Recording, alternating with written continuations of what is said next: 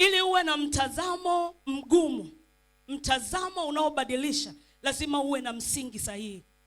Na msingi sahihi tunaupata kwa Kristo Yesu peke yake na kwa neno lake. Haleluya.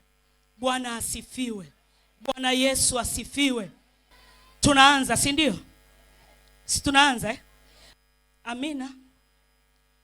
Nguvu ya maamuzi ndio kichwa changu siku ya leo. Nguvu ya maamuzi. Nitakupa tafsiri kama 2 au 3 za maamuzi, alafu nitaingia kwenye somo langu. Amen. Maamuzi ni hali au kiu ya kuona kitu kinabadilika toka kwenye ukawaida wake na kuingia ama kugeuza kuelekea kwenye mwelekeo mwingine. Maamuzi ni kiu au hali ya kuona kuna mabadiliko ya kutoka kwenye ukawaida wa jambo na kugeuza hicho kitu kigeuke kwenye mwelekeo ambao wewe unautaka. 2. Ni uwezo wa utendaji wa kiwango cha juu sana unaokaa ndani ya mtu.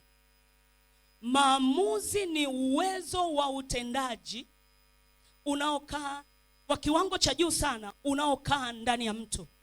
Kwa hiyo mtu ndio ana nguvu au ana kiu ya kufanya hayo maamuzi, kwa sababu huo uwezo unakaa ndani yake.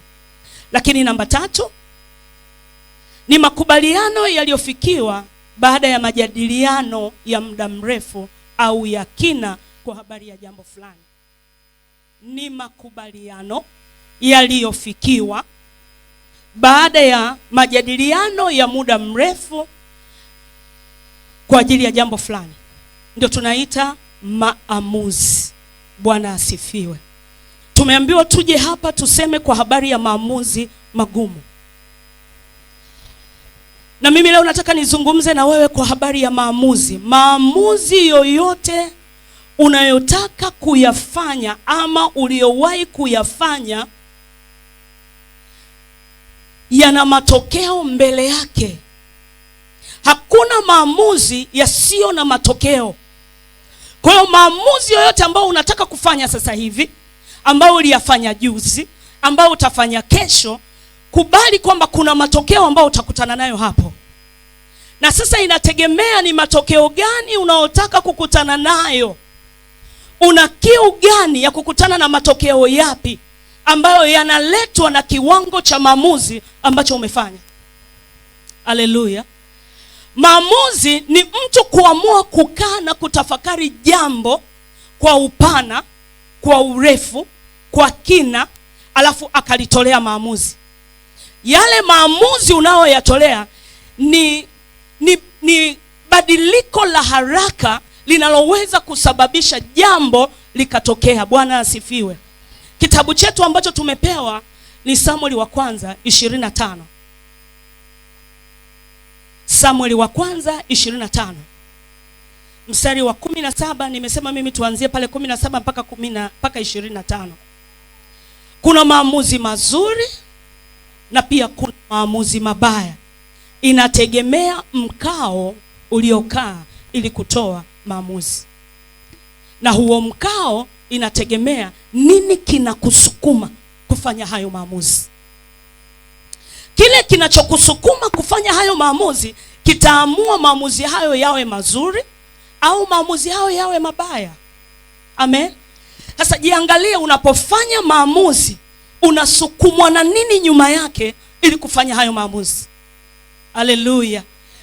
Unapoamua leo kufanya maamuzi, nini kiko nyuma? Nini kiko kwenye ufahamu wako? Nini kiko kwenye moyo wako? Kwa sababu ili ufanye maamuzi lazima moyo wako, akili yako, mwili wako, nafsi yako vikubaliane kufanya hayo maamuzi. Haleluya. Sasa angalia nini kimejazwa kwenye akili, nini kimejazwa kwenye moyo, nini kimejazwa kwenye nafsi ili utoe maamuzi sahihi. Bwana asifiwe. Bwana Yesu asifiwe. Sijui kama nitapata msomaji wangu hapa, mtu atakayeweza kunisomea. Ni naye? Amen. Karibu. Samueli wa kwanza 25:17 hadi 25. Amen. Naomba tusimame kwa ajili ya kutii neno la Mungu. Amen. Nitasoma Samueli wa kwanza 25 mstari wa 17 mpaka ule wa 25. Neno la Mungu linasema, basi sasa ujue na kufikiri utakayotenda, kwa sababu yamekusudiwa mabaya juu ya Bwana wetu na juu ya nyumba yake yote, kwa kuwa yeye ni mtu asiyefaa kabisa, hata mtu hawezi kusema naye. Ndipo Abigaili akafanya haraka, akatwaa mikate 200 na viriba 2 vya divai na kondoo 5 waliofanyizwa tayari na vipimo 5 vya bisi na vishada 100 vya zabibu na mikate ya tini 200. Akavipaka vitu hivi juu ya punda, akavipakia vitu hivi juu ya punda. Akawaambia vijana wake, haya, tangulieni mbele yangu, angalieni mimi na wafuata. Ila hawakumwambia mumewe Nabal. Ikawa alipokuwa amepanda punda wake na kuteremka penye stara ya mlima, tazama, Daudi na watu wake walikuwa wakishuka kumkabili, naye akawakuta. Basi Daudi alikuwa amesema, hakika ni bure. Basi Daudi alikuwa amesema, hakika ni bure nilipokuwa nikilinda nyikani, nikilinda nyikani yote alionayo mtu huyu, asipotewe na kitu chochote cha mali yake yote. Naye amenilipa mabaya baada ya mema. Mungu naye akawafanyia hivyo adui za Daudi na kuzidi, nikimwachia katika wote walio wake hata mtoto mume mmoja, kutakapopambazuka asubuhi.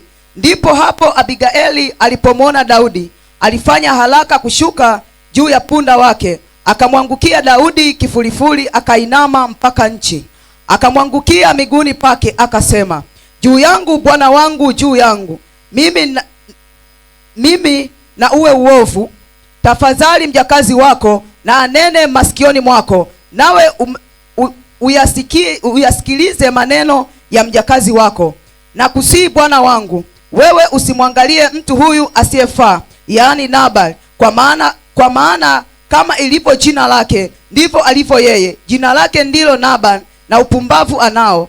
Lakini mimi mjakazi wako sikuwaona hao vijana wa bwana wangu aliowatuma. Amen. Amen. Bwana asifiwe. Basi karibu ukae. Tunamwona mwanamke mmoja aliyefanya maamuzi baada ya kusikia taarifa mbaya zinazomhusu yeye na uzao wake. Lakini huyu mwanamke alipokuwa akitafakari taarifa alizozipata, alipata sababu ya kufanya maamuzi nje na maamuzi ya mume wake. Maamuzi ya mume wake yalikuwa ni kwamba huyo Daudi ni nani? Siku hizi kuna watumwa wengi, mtajuaje kama mmetumwa na yeye? Lakini taarifa ile ile ilipofikishwa kwa mwanamke huyu, alifika mahali akajiambia, no, ninamjua Daudi ni mtu wa vita. Ninajua kwamba hajawahi shindwa vita toka enzi za ujana wake mpaka leo. Na ninajua akipelekewa hizi taarifa, hasira yake jinsi inavyopandaga, na hakuna namna ya kumzuia Daudi asimwage damu. Akajiamulia mwenyewe kwamba nitatafuta kilicho cha thamani ili kuzuia hasira ya huyu mtu. Nitazuia hasira ya mtu kwa maneno ya kinywa changu, ambayo nitakwenda mbele zake na kulala hapo na kumwambia Daudi, ni uovu mume wangu amefanya, lakini niangalie mimi mtumishi wako. Oh my Lord, hallelujah. Alizuia laana isiendelee kwenye familia yake kwa sababu alisimama mahali pa maamuzi sahihi, akisukumwa na kile kilichokaa ndani yake, akisukumwa na jinsi anavyomjua Mungu wake, akisukumwa na nguvu ya penzi alilokuwa nalo. Aliwaangalia watoto wake, akajiangalia mwenyewe, akaangalia watumishi wake, akasema hapa hakuna mtu anayeweza kumzuia Daudi isipokuwa mimi kwenda front. Haleluya, haleluya, haleluya. Tunamwona Abigaili alipofika kwa Daudi, hakumwambia Daudi ambacho Daudi alikuwa amekitegemea, isipokuwa Abigaili alipofika kwa Daudi akasema, uovu wote uangalie juu yangu. kama mwanamume anaweza kupambana na mwanamke, niko hapa. Mimi ndiye nimebeba uovu wa Nabali. Ninajua jina lake ni upumbavu, na ndivyo huyo mtu alivyo. Lakini usimwangalie huyu mpumbavu ukamwaga damu. Mwangalie Mungu unayemtumikia. Na Mungu unayemtumikia leo hajakuruhusu kumwaga damu. Daudi alipanga, aliamua kwamba leo jioni ni Nabali na watoto wake wote, wa kike na wa kiume. Lakini mwanamke huyu alimchukua mume wake akamweka mgongoni kwake, alafu akakaa mbele, akawa anamwangalia Daudi wakati Nabali amejificha mgongoni mwake, ameficha na uzao wake mgongoni mwake, kwamba mimi niko hapa, ninajua jinsi ambavyo huyu jamaa amekosea, lakini niangalie mimi na uovu wote ubebe juu yangu. Na tunajua kabisa Daudi alikuwa na moyo wa Mungu. Daudi alikuwa na moyo wa Mungu. Akaamua kugairi, akasema ibarikiwe busara yako iliyonifanya leo nisimwage. Daudi anaondoka, Abigaili anarudi nyumbani, anamkuta Nabali ndio amelewa chakari. Jaribu kufikiri, watoto wangekufa wala singesikia maumivu, wala visingemuuma. Ni mpaka kesho yake akili yake ingemrudia, ndio angeweza kujua kwamba nimefiwa, au labda na yeye mwenyewe angekufa. Lakini nani angeumia? Ni mtu anayeitwa, nani angeumia?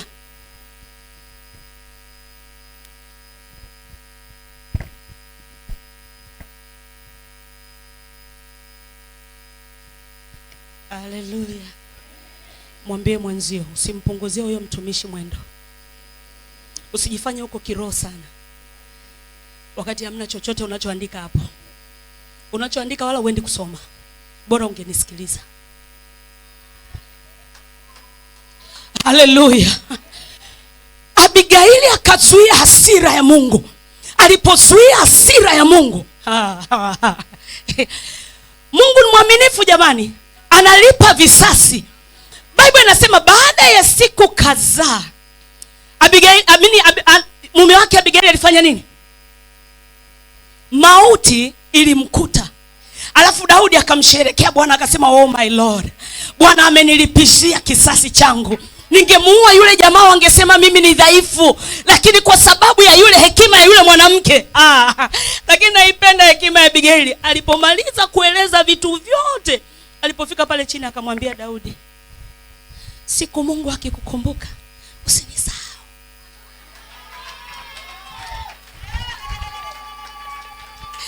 Haleluya. Yani anajitangazia kwenda. Huyo ndio mwanamke mwenye maamuzi magumu. Unafanya jambo lakini huku unaiona njia iko mbele. Unajipanga kwenda kwenye hiyo njia, alafu unawatumia maadui zako kwenda nao kwenye hiyo njia. Unawatumia maadui zako kwamba wasafishe njia yako. Watu wakikuangalia kwamba anafia pale, unajua kwamba nimemwambia usinisahau. Haleluya. Maamuzi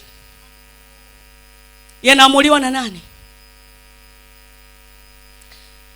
Inawezekana uliyekaa hapa unanisikiliza, umeolewa mahali ambako unabidi ukate rufaa ya maamuzi magumu kwa ajili ya kizazi chako.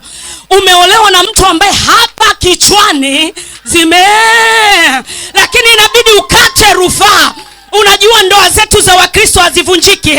Kwa hiyo kuna namna ambavyo lazima wewe ukate rufaa kwamba huyu mtu lazima mtu awe na nini. Hakuna haja ya kupiga kelele, tafuta mkao. Nitageuza mtazamo wa huyu mtu, nitapindua maamuzi ya huyu mtu, nitamtia akili hata kama mama yake alikosea kumtia akili. Niko hapa kumsaidia ili apate direction. Ni mwanamke mwenye maamuzi magumu ambaye huwa hatoki kwenye ndoa yake, lakini anakaa kwenye ndoa yake, anatafuta mkao, anatafuta style, anatafuta mtindo wa kukaa hapo na kujiambia najua kuingia, sijui kutoka, najua kuzaa, sijui kupoteza, najua kuotesha, sijui kung'oa. Ni mwanamke mwenye maamuzi magumu bwana.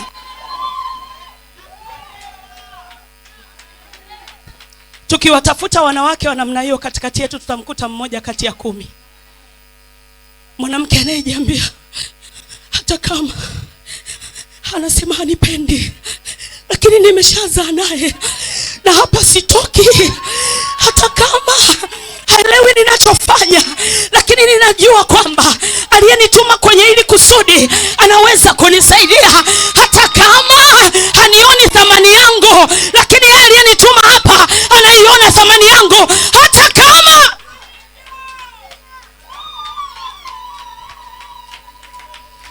ili tufike kwenye maamuzi magumu, lazima tujikane binafsi, lazima tujidharau binafsi. Haijalishi wewe ni mrembo au mzuri wa namna gani, tunapofika kwenye maamuzi magumu, uzuri huwa tunauweka pembeni. Sasa hiyo sio uzuri unaolipa, ni yale maamuzi unayotaka kuyaamua. Sasa hiyo sio cheo kinacholipa, ni yale maamuzi unayotaka kuyaamua. Sasa hiyo sio elimu inayolipa. Kuna saa elimu yako haina maana. Hata kama ungekuwa dokta, haina maana. Chenye maana ni nafasi ulioamua kukaa ili kutoa maamuzi kwa ajili ya miaka 10 inayokuja mbele. Hatutoi maamuzi ili kesho tukutane nayo. Tunatoa maamuzi kwa ajili ya kizazi kinachofuata. Biblia inasema mtu mzuri katika hazina njema huachia wana wa wanawe nini? Aya, jiangalie mwanamke mwenye maamuzi magumu. Una kitu ambacho unaweza ukajivunia. Una jambo ambalo unaweza ukajivunia, baada ya wewe vizazi vitatu nyuma watafuata. Unalo? Au umebaki na wanja na lipustiki? Wanja na lipustiki tukisha kuweka hapo chini zimekwisha hizo. Hazina maana. Lakini awepo mtu mmoja atakayesema nimeinuka kwa ajili ya maombi ya yule mwanamke. Ninatembea kwa ajili ya maombi ya yule mwanamke. Ninaona mbele kwa ajili ya maombi ya yule mwanamke. Ninasonga kwa ajili kuna mwanamke mbele yangu alisimama. Na huyo mwanamke ndiye wewe unayeniangalia hapa. Pigie Bwana Yesu makofi. Muongezee mwanaume makofi. Maamuzi ni kwa kila mtu. Kwa kila mtu. Awe mwanamke, awe mwanamume, awe binti, awe kijana. Maamuzi ni kwa kila mtu. Na hakuna mtu ambaye hajawahi fanya maamuzi au ambaye hategemei kufanya maamuzi. Hata kama unataka kudeti na mtu, lazima kwanza ukae chini, uanze kufikiria, hivi huyu atanifaa? Anaendana na mimi? Si ni sawa? Kwa mwanamke na kwa mwanamume, si ndio? Mwanamke anamwangalia mwanamume kwamba hivi nikimtambulisha kwa kina Apostle Devot tutasikika sikaje? Na mwanamume naye anamwangalia hivi nikienda naye mbele za marafiki zangu wakimwona watasema aje Piskali? Maamuzi, si ndio? Lakini hata wewe leo hii umefanya maamuzi hapo ulipo. Kwani si ulikuwa na nguo nyingi sana? Kwani umevaa hiyo? Kwani umevaa hiyo? Kwani umebana nywele hivyo? Si ndio? Na maamuzi yako umefanya sahihi kwa sababu unajua unaenda wapi. Haleluya. Haleluya. Siku zote usikusudie kufanya maamuzi ukiwa na hasira, ukiwa na uchungu, ukiwa na wivu, ukiwa na husuda.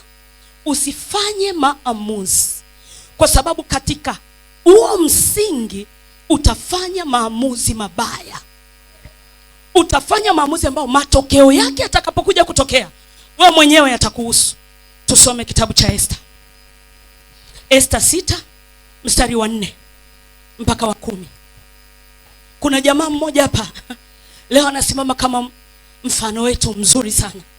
Alifanya maamuzi katika vina vya wivu, vina vya hasira. Matokeo yaliyotokea yalimgharimu maisha yake. Amen. 6:4 mpaka 10. Amen. Tasoma kitabu kile cha Esther sura ya 6 mstari wa 4 mpaka ule wa 10. Neno la Mungu linasema, mfalme akasema, yupo nani Behewani? Ikawa Haman alikuwa ameingia katika ua wa nje wa nyumba ya mfalme. aseme na mfalme ili kumtundika Mordekai juu ya mti ule aliomwekea tayari. Basi watumwa wa mfalme wakamwambia, tazama, Hamani yupo amesimama behewani. Mfalme akasema na aingie. Basi Hamani akaingia. Mfalme akamwambia, afanyiziwe nini yule ambaye mfalme apenda kumheshimu? Hamani akasema moyoni mwake, ni nani ambaye mfalme apenda kumheshimu kuliko mimi? Basi Hamani akamwambia mfalme, yule ambaye mfalme apenda kumheshimu na aletewe mavazi ya kifalme ambayo mfalme amezoea kuyavaa. Oh my Lord. Amen. Na aletewe mavazi ya kifalme ambayo mfalme amezoea kuyavaa, na farasi ambaye mfalme humpanda mwenyewe, ambaye ametiwa taji ya kifalme kichwani, na yale mavazi na yule farasi akabidhiwe. Mpaka mstari wa 10. Akabidhiwe mkononi mmojawapo wa maakida wa mfalme asiyemstahiki, ili makusudi amvike yule ambaye mfalme apenda kumheshimu na kumkaribisha juu ya farasi ili makusudi amvike yule ambaye mfalme apenda kumheshimu na kumkaribisha juu ya farasi kuipitia njia kuu ya mjini na kupiga mbiu mbele yake, kusema, hivyo ndivyo watakavyofanyiziwa mtu yule ambaye mfalme apenda kumheshimu. Basi mfalme akamwambia Hamani, hima twaa mavazi na farasi kama ulivyosema, ukamfanyizie vivyo hivyo Mordekai Myahudi aketie mlangoni pa mfalme, lisipungue neno lolote katika yote uliyoyasema. Amen. Umeona? Nimesema usifanye maamuzi yoyote, yawe mabaya au mazuri, ukisukumwa na chuki, ukisukumwa na wivu, ukisukumwa na hasira. Usifanye maamuzi. Huyu jamaa alifanya maamuzi wakati ndani yake msingi aliyokuwa amesimamia wivu. Anatoa maamuzi, hajui nani mfalme aliyemkusudia mema. Oh my Lord. Anatangaza kabisa, oh my Lord. Anamuuliza hivi, anamwambia, basi Hamani akamwambia mfalme, yule ambaye mfalme apenda kumheshimu na aletewe mavazi ya kifalme ambayo mfalme amezoea kuyavaa. Anamaanisha nini? Atambulishwe kama, aangaliwe kama lakini anamwamulia mtu akijua kwamba mimi ndio nastahili. Oh my Lord. Awamo humu ndani ninaozungumza nao ambao wao wanaamua wakiwa na wivu. Kumbuka kwamba nyuma ameacha mti wa kumtundika mtu, lakini anaambiwa fanya maamuzi. Anastahili nini mtu huyu? Anasema huyo mtu anastahili vazi la kifalme, huyo mtu anastahili farasi wa kifalme, huyo mtu anastahili pete ya kifalme. Nini amebakiza? Anafikiri ataambiwa wewe. Asifiwe mwanaume wa wanaume, asifiwe Bwana wa mabwana, anayetuwazia mema kila wakati. Wakati majirani wanakuwazia mabaya, ndugu zako wanakuwazia mabaya, Mungu anasema huyu ndiye ninayetaka kumvalisha vazi la kifalme. Wakati wanakuamulia magonjwa yawe nyumbani kwako, yeye anaamua uzima uwe nyumbani kwako. Wakati wanaamua utembee kwa miguu, yeye anasukuma mtu, peleka gari kwake. Wakati wanaamua utembee kwenye aibu, yeye anasema ndio wakati wangu wa kumvalisha heshima. Namuona mtu mmoja anayevalishwa heshima katika msimu huu. Namuona mtu mmoja adui zake wakisukumwa na wivu, mbingu inamsukumia wema. Adui zake wakisukumwa na wivu, mbingu inamsukumia vema. Na ni wewe huyo mtu.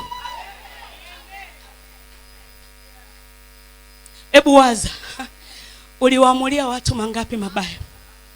Na wengine tunawaombeaga awamo na wengine tunawaombeaga wapigwe, wang'olewe, wavunjwe, tunakata makoo yao. Anasema watobolewe macho. Umetoboa wangapi? Angalia mbingu inachowaza.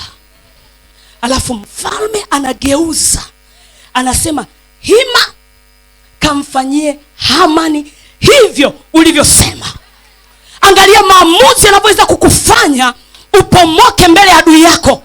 Angalia jinsi ambavyo maamuzi uliyoyaamua yanaweza kukufanya aibu uliyomkusudia jirani yako ikageuka ikawa ya kwako, ikageuka ikawa ya kizazi chako, ikageuka ikawa ya ndoa yako. Ulimwombea ndoa mbaya, Mungu anamwambia hapa ni mahali pa pumziko, nimekupa mwanamume wa pumziko. Wewe unasema na iwe mbaya, wamefungiwa kwa raha lakini wakakae kwenye mabaya. Mungu anapeleka mema. Oh my Lord, natangaza katika jina la Bwana, natangaza katika jina la Bwana, wewe ni yule uliyekusudiwa mema. Wewe ni yule uliyekusudiwa mema. Wewe ni yule uliyepangiwa mema. Vazi la aibu sio maisha yako. Vazi la aibu halitaonekana kwako, na kila atakaye kuona atajua kuna nguvu ya upendeleo iko juu yako. Na itokee kwenye maisha yako, na itokee kwenye maisha yako, na itokee kwenye maisha yako, na itokee kwenye maisha yako. Na Mungu akubariki. Na itokee kwenye maisha yako. Nasema nguvu ya upendeleo na itokee kwenye maisha yako. Nenda na ukapendelewe, kwa sababu mbingu imekusudia jambo jema. Wako hapa wale waliokusudiwa mambo mema. Haleluya. Usiogope bwana, usiogope. Jiweke sawa kwenye maamuzi. Jiambie kwamba kila kitu kitakachoruhusiwa kwenye maisha yangu nitakuwa na mtazamo sahihi, na mtazamo sahihi unatokana na neno la Mungu. Nitajiweka vizuri kwenye neno la Mungu ili niweze kuamua vizuri. Haijalishi mwanamume ni mvuta bangi, haijalishi watoto wamekushinda, lakini jua tu kitu kimoja, macho yangu yakikaa kwenye neno, kuna uzima utaingia kwenye maisha yao, kwa sababu nitakuwa na maamuzi sahihi. Sitaomba kama wanavyoomba, nitaomba kama mbingu inavyotaka niombe. Mimi ni shujaa. Mimi ni shujaa kwa sababu nina mtizamo sahihi. Haleluya! Haleluya! Haleluya! Gonga na jirani yako, mwambie wewe ni shujaa. Hakikisha una mtizamo sahihi. Gonga na mwingine, mwambie wewe ni shujaa. Kama amekununia wa kushoto, si ugonge na wa kulia. Kwani kuna shida gani? Gonga na wa kulia. Haya. Kama huyo wa kulia amenuna, si mgeukie wa nyuma. Tuko wengi hapa bana. Oi, tusitishane. Tuko wengi. Haleluya. Haleluya. Haleluya. Tunahitaji wanawake wenye nguvu ya maamuzi, ambao wataamua vitu ambavyo vinatakiwa vitokee kwenye familia zetu. Tunahitaji wanawake wenye nguvu watakaoamua vinavyotakiwa vitokee kwenye koo zetu. Tunahitaji wanawake wenye nguvu watakaoamua nini kiendelee kwenye maisha ya waume zetu. Tunahitaji wanawake wenye nguvu watakaoamua watoto wetu wakae kwenye viti gani. Tunahitaji hao wanawake katika huu msimu, na huyo mwanamke ni mimi na wewe. Haleluya. Usijihurumie. Wanawake hatuhurumiwi. Pole kama unasubiri tukuhurumie. Sisi hatuhurumiwagi. Tulishajifutaga machozi wenyewe, alafu tukajivalisha socks na tukajiambia go ahead.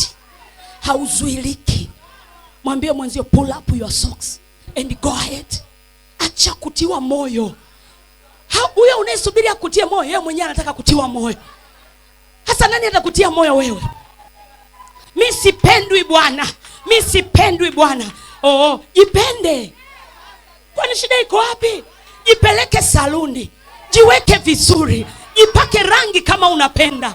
Alafu tokezea kwenye kioo chako. Anza kumsifia unayemuona kwenye kioo. Mimi ndio yule mwanamke niliyebeba maamuzi magumu. Hawa walioko nyuma yangu hawawezi kwenda kama wewe usipokwenda. Kwa hiyo wewe ninaye kutizama hapa mbele lazima ufanye maamuzi. Hawa watu waishije? Unamwambia mtu unayemuona kwenye kioo. Usisubiri tu kwambie eti wewe mzuri.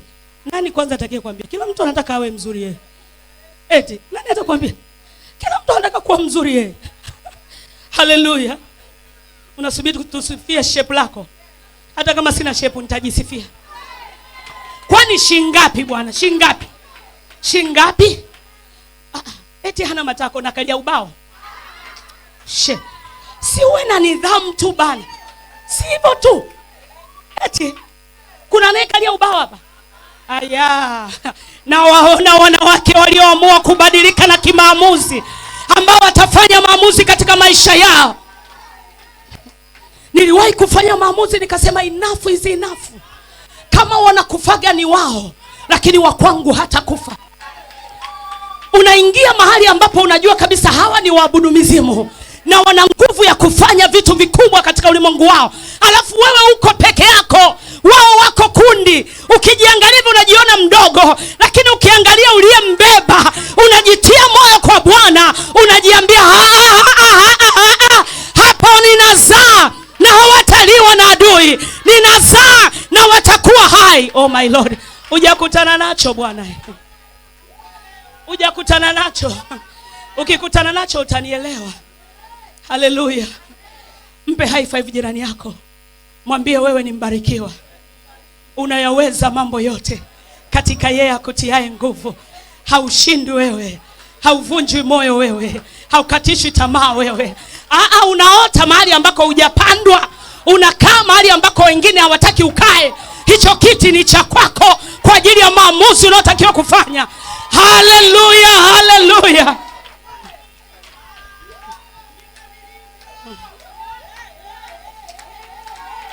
Oh my Lord, haleluya.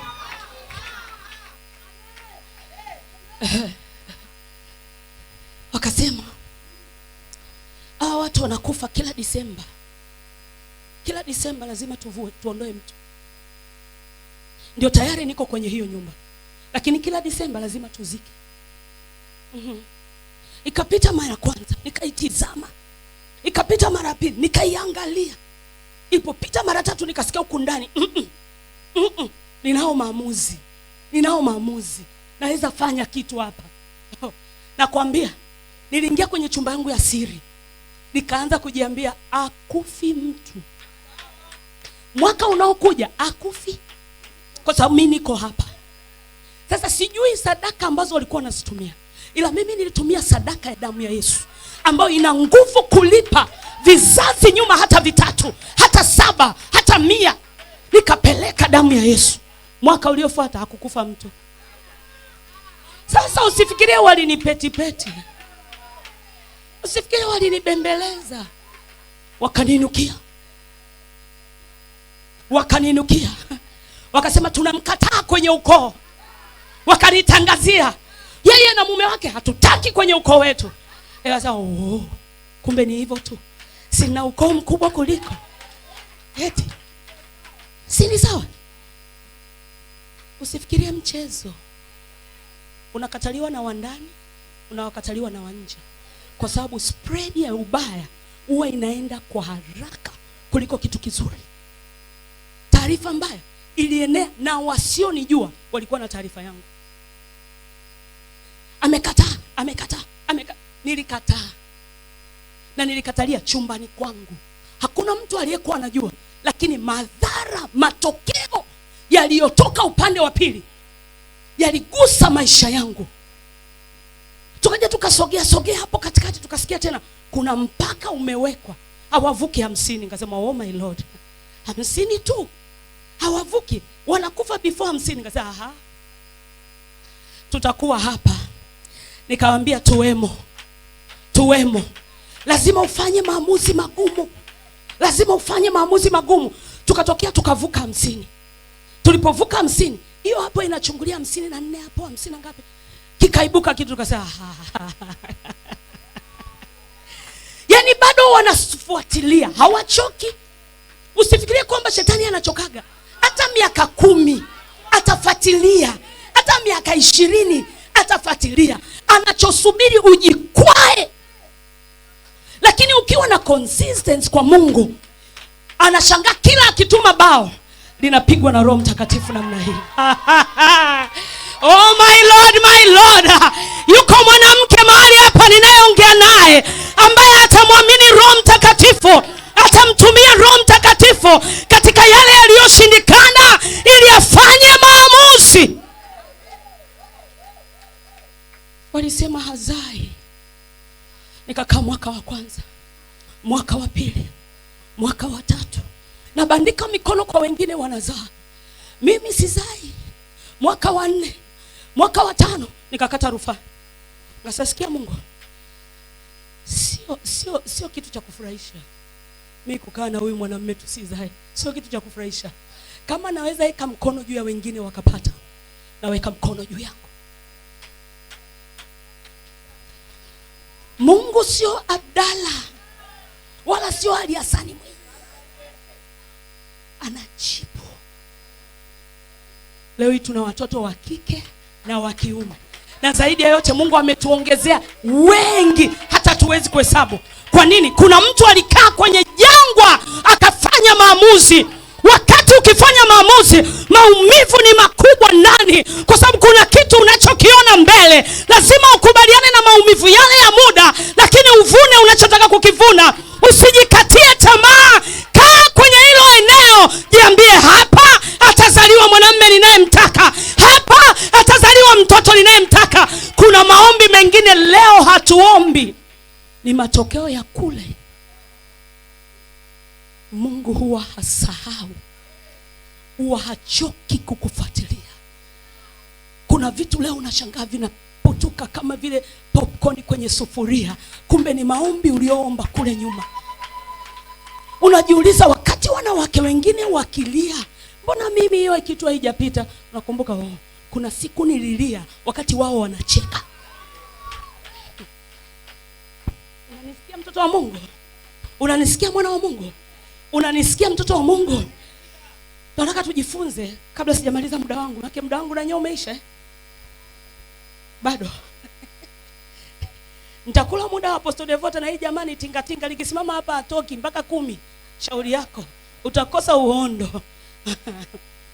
Kuna mwanamke mmoja anaitwa Yokobedi. Tuangalie watu ambao walisimama mahali pa kukata maamuzi. Kuna mwanamke mmoja anaitwa Yokobedi. Unamjua? Unamfahamu? Haleluya. Unamjua? Mwanamke aliandikwa kwenye kitabu cha Kutoka 2:2 mpaka 6. Kwa lugha nyepesi, mama yake Musa anaitwa Yokobedi.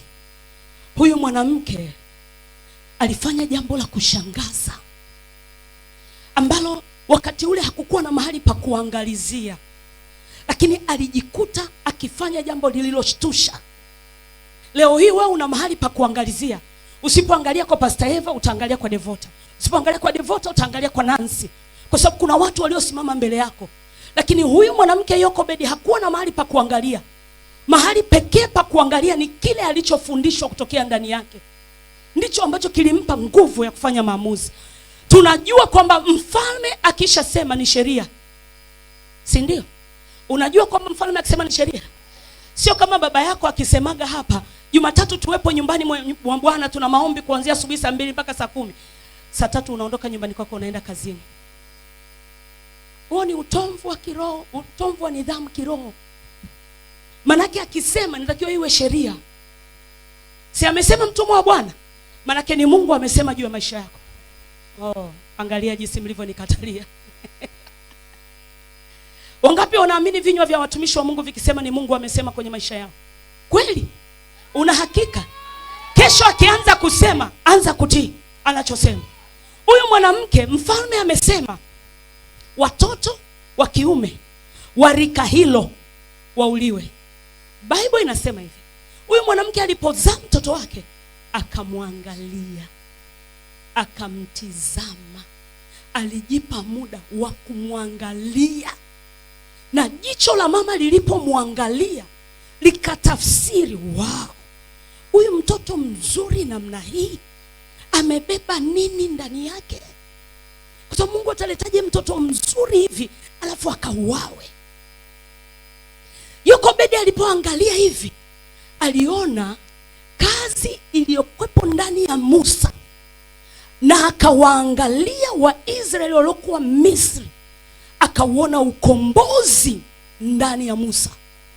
Na kwa sababu ya ukombozi ndani ya Musa, Yokobedi alipoangalia akasema, nitafanya maamuzi magumu, kwa sababu hawa Waisraeli walioko hapa wanamhitaji huyu kijana. Leo nikimtoa huyu kijana akauawe, hawa watu watafia utumwani. Oh my Lord. Kumbuka nilisema lazima uwe na msingi ili ufanye maamuzi. Yokobedi alipotizama akaona uchungaji ndani yake, akawaangalia Waisraeli, akagundua kwamba mtu anayestahili kuwachunga ni Musa, na huu uchungaji umewekwa ndani yake.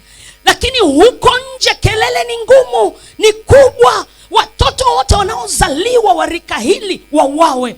Yokobedi akiangalia anasema, kikifa hiki au huko nje wataendelea kuteseka. Akajiambia, nitakaa mahali pa kuuawa ili huyu mtoto alete kile alichokibeba. Nitakupa na maandiko. Haleluya. Maamuzi magumu yanahitaji ukae, utizame kwa kina kitu gani unachotakiwa kuamua kwa sababu ya kesho. Anawaona leo Waisraeli wanateseka, na yeye ndio amemzaa Musa. Mpaka Musa aje kuwa na miaka 30 afanye maamuzi ni lini? Lakini yule mwanamke akajiambia, nitakuwa hapa, nitashuhudia kinachotakiwa kitokee, na nitahakikisha hiki ninakilinda. Akasema, nitajitia akili kwa Bwana, niletee kisafina. Naamini kabisa Miriam alishirikiana na mamake kutengeneza kale kadubwasha. Akakitengeneza, akakipaka lami, alafu anaenda naye kwenye maji, twende Miriam, wasituone, twende. Alafu anamwambia, mimi nitakiachia huku kwenye maji, ila wewe uwe tu around. Angalia mtu anayezunguka zunguka, akikichukua mwambie tu kwamba kuna mtu anayeweza kukulelea. Hiyo ni akili ya mwanamke ambaye anaweza kufanya maamuzi magumu. Haishi kuomba ila anafuatilia anachokiombea. Haishi kufunga ila anafuatilia anachokifungia. Haishi kutoa ila anafuatilia kinachotokea baada ya kutoa kwake. Ukiona mwanamke unaomba alafu unaacha sasa, nimemwachia Bwana. Bwana amekuachia wewe. Hakuna mtu anaweza kufanya maamuzi kwenye ndoa yako. Usiseme namsubiri Bwana, maana nimeomba sana, Bwana hajasikia. Wewe ndio hujawahi kuomba. Yeye hakuachii wewe. Yeye alishakupa vyote. Amesema hivi, tuumbe mtu kwa mfano na kwa sura, ili wapi? Mbinguni. Wapi akatawale? Mbinguni. Mungu atakuja hapa kukusaidia kuombea huyo mume wako. Atakuja hapa kukuombea watoto wako. Nani anatakiwa kuombea watoto wake? Nani anatakiwa kuombea uchumi? Nani anatakiwa kuombea serikali? Nani anatakiwa kuombea nchi? Unamwachia nani sasa? Kwa mfano, hawapo umwe. Wale wanaoacha hawapo umwe. Waliokata tamaa kuomba hawapo. Mtu ameomba mwanamume ndio anazidi ulevi. Hata mimi kuna mtu nilikuwa namuombea. Ukimwombea, ukifunga, kesho yake ukija ndio anapeleka hospitali kulazwa. Lakini najiambia nitakuwemo. Yesu tuwemo wote. Kwa sababu huyu jamaa hajapona. Kwa mpaka ilipotokea uponyaji. Oh my Lord, hallelujah. Mwanamke Yokobedi akaanza kufuatilia alichokuwa nakiombea. Kitabu cha Kutoka tumeandika 2 mpaka 6. Andika alichokuwa nacho Musa ndani. Matendo ya Mitume 7:35. Musa alikuwa mwanzilishi wa agano. Ebrania 8:5-13. Kutoka 34:10. Mchungaji wa kondoo. Nafasi zote ambazo Musa alizicheza, mchungaji wa kondoo, Kutoka 3:1 na Yohana 10:14. 11 mpaka 14. Nirudie. Hakuna haja ya kusoma dada. Ngoja tu niwaambie waandike. Muda wangu umeisha hapa. Umeandika vyote vitabu nilivyokupa? Bado wapi? Bado wapi? Aya, nianze upya. Kitabu cha Matendo mlango wa 7:35. Alikuwa Mwokozi, ndio Matendo 7:35. Mwanzilishi wa agano Waebrania 8:5-13 na kitabu cha Kutoka 34:10. Mchungaji wa kondoo Kutoka 3 mstari wa kwanza, na Yohana 10:11 na 14. Umeandika? Haleluya. Nafasi zote Musa alizozicheza, Kristo Yesu alikuja kuzicheza hizo hizo. Kwa hiyo kama Yokobedi asingetumia maamuzi magumu, si ajabu Yesu angekuja kuanzia mahali pagumu sana. Lakini alikuja kuanzia mahali parahisi kwa sababu kuna Musa alishatangulia. Bwana asifiwe. Bwana asifiwe. Mtu wa pili, wakoma 4. Maamuzi magumu. Mtu wa pili mfano wetu, wakoma 4. Kitabu cha Wafalme wa Pili mlango wa 7 mstari wa 3 na mstari wa 4. Watu wa thamani waliotumia miguu yao isiyo na vidole kuleta ukombozi na kuleta habari njema katika mji, mahali ambako watu walikuwa wanakufa na njaa, watu walikuwa nakula mavi ya njiwa, wanauziwa. Lakini watu 4 wasio na vidole vya miguu wala mikono walifanya maamuzi magumu. Wakaambiana, tukikaa hapa tutakufa, tukiingia mjini tutakufa. Basi tuende huko kwenye hilo jeshi ambalo huko mjini wamewakimbia, sisi tuende huko. Imagine, wanajua kabisa hao jamaa wanawatafuta wao, alafu wao ndio wanawaendea. Bible inashangaza, inasema walipoamua, Mungu akaweka kishindo kwenye miguu yao. Ina maana wasingeliamua, hakuna kishindo, wangebaki maisha yale yale. Kwa kuna lazima ya kuamua, kufanya maamuzi. Unaamua alafu Mungu anafuata wazo uliloliamua ili kulifanyia kazi. Bible inasema walipofika kule, wakati wanakaribia kambi ya Washami wakasema, Waisraeli hao wanakuja na jeshi kubwa, lakini ni miguu ya watu. Ina maana jeshi la mbingu lilishuka likakaa kwenye miguu yao, likaanza kupigana vita ya Waisraeli kabla Waisraeli hawajui chochote. Wako huko wanajiambia, huyu Mungu ametuacha Bwana, huyu Mungu hatusikii Bwana, tunakula mpaka watoto wetu. Kumbe kuna watu wametumia maamuzi magumu, wameingia, alafu Mungu anasema, nilikuwa nasubiri miguu yenu niweke magurudumu ya farasi. Oh my Lord, hallelujah. Na wewe ndivyo ambavyo ukiamua, Mungu anatumia ulichokiamua ili aweke kishindo ndani yake, apige maadui zako. Na muona mtu mmoja ambaye watu watapigwa mbele yake, naye atamshangaa Mungu kwa matendo makuu. Na muona mtu mmoja ambaye Mungu ataweka kishindo cha wakoma kwenye maisha yake, na kila utakachogusa. Umeingia kwenye biashara imekuwa ngumu, amua kama Mungu kwamba umesema utanifundisha kupata faida, sijui hasara. Kwa sababu wewe ufundishaye huna hasara ndani yako. Anza ingia kwenye hiyo biashara kwa nguvu. Wakati ukiingia kwenye hiyo biashara, Mungu anaweka kishindo kwa wale wanaokuotea kila siku. Alafu wanaanza kukuogopa, sasa huyu mlokole bwana, anafanya sala kila wakati. Hivi mbona watoto wa mama mdogo huwa hawaogopi? Wanachoma ubani asubuhi, mchana na jioni. Walokole mnachoma maombi kwenye hizo maduka yenu asubuhi, mchana na jioni. Au huwa mnajificha mahali pa kuombea, alafu ndio mnakuja hadharani. Eti akikuona unaomba aibu. Hivi mbona wale jamaa waogopi?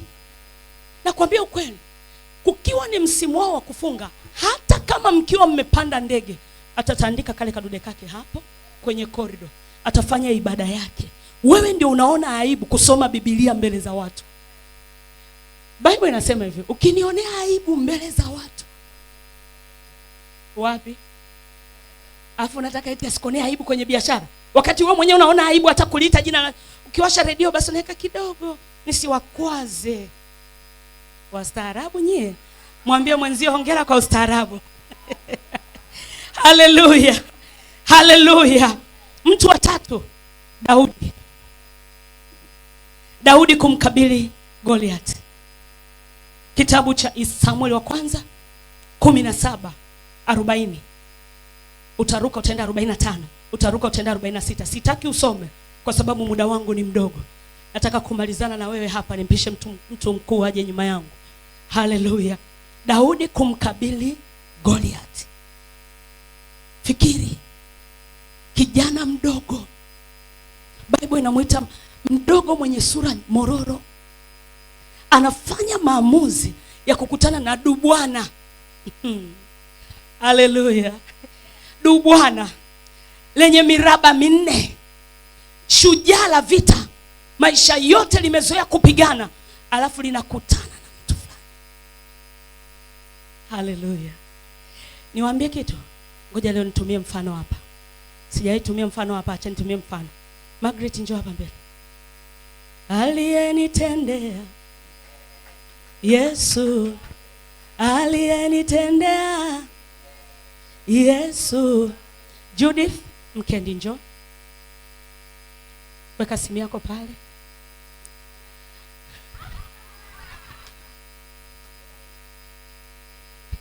Judith, nataka umpige huyu mama. Tafuta style yote, mpige huyu mama, hakikisha amedondoka chini. Simama pale, tafuta style. Piga ngumi moja. Sasa tunasema huyu ni Daudi, huyu ni Goliath. Sasa Goliath na wewe pambana kivyako, na huyu anapambana kivyake.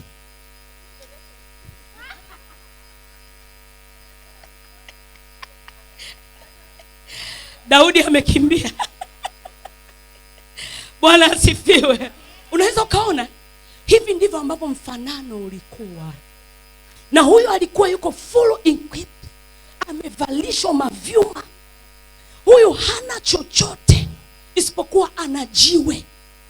Na hilo jiwe ndilo lilokuwa na nguvu, kwa sababu hilo jiwe liliungwa na madhabahu aliyoiamini kuifanyia maamuzi. Na madhabahu hiyo alisema hivi, wewe unawajia hawa. Kwanza wewe ni Mfilisti usiyetahiriwa. Unawajia wanaume waliotahiriwa kwenye agano, walioingizwa kwenye agano toka wana siku 8. Lini unaweza ukapigana na hawa watu? Angalia Mfilisti anamwambia, wewe mwili wako leo utakuwa chakula cha ndege. Daudi ananyanyua jiwe, ni maamuzi magumu. Hivi umewahi kufikiri kama Daudi angefeli? Umewahi kuwaza kama Daudi angefeli, ili dubwana na wale walioko nyuma yake, ili jitu la vita na hawa watu walioko huko nyuma yake ambao wana silaha zote, lakini maamuzi sahihi yanayosukumwa na madhabahu ya mbinguni. Fikiri, huyu jamaa amevaa silaha mpaka uso umefichwa. Huyu jamaa hajui wapi pa kulenga ili ampate, lakini Roho Mtakatifu aliye ndani ya huyu alijua pa kulenga mahali penye mwanya mdogo, na akafanya. Sio kwamba Daudi alikuwa na shabaha bwana, lakini alikuwa na Mungu ambaye ni komando wa vita, na uamuzi aliyouchukua ulikuwa sababu ya kumfanya Mungu aingie kwenye hiyo vita. Usijizarau, anza kufanya maamuzi katika mambo magumu. Hata kama ofisini kumekaa vibaya, kaa kwenye hiyo ofisi, sema nitatamka tena upya, nitaotesha tena upya, nitafungua hii ofisi upya, nitazaa tena upya, nitainuka tena upya, nitasimama tena upya.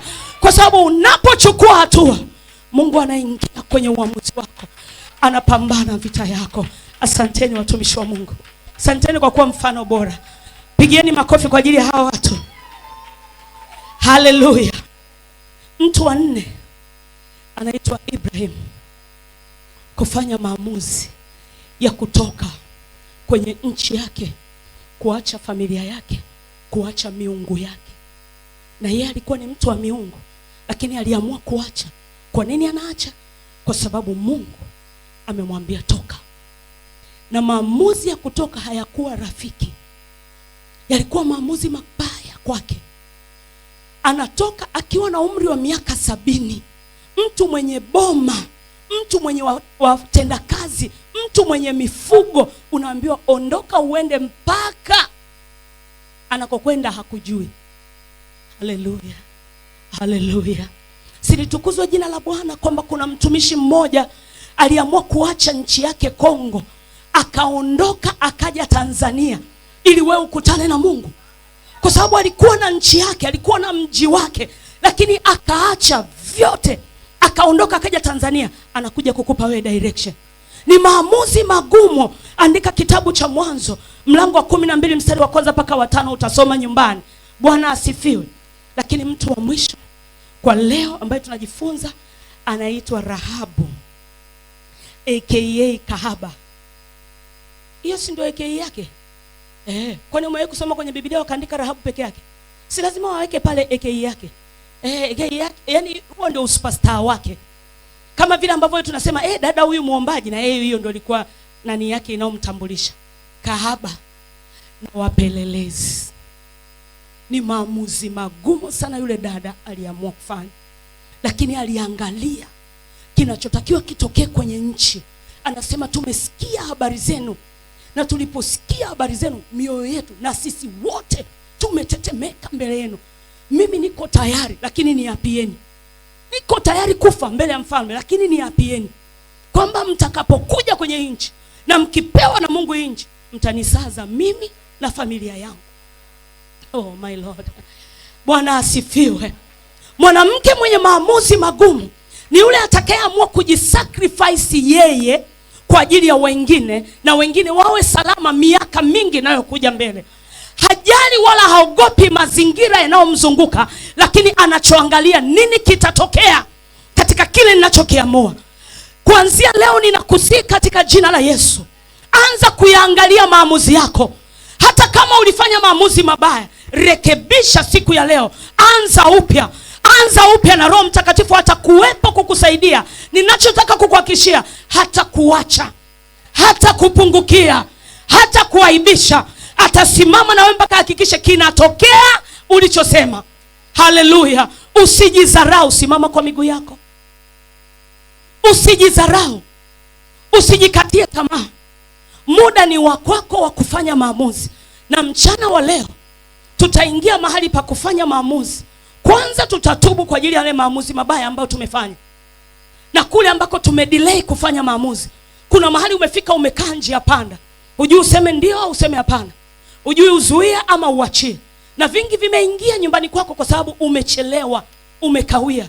Sasa hivi tunataka tuingie moja kwa moja kwamba ukilisikia wazo litafakari, liangalie kwenye neno la Bwana. Ukiona neno la Bwana linakusupport, liingize kazini. Haleluya. Bwana asifiwe. Unaweza kusimama kwa miguu yako.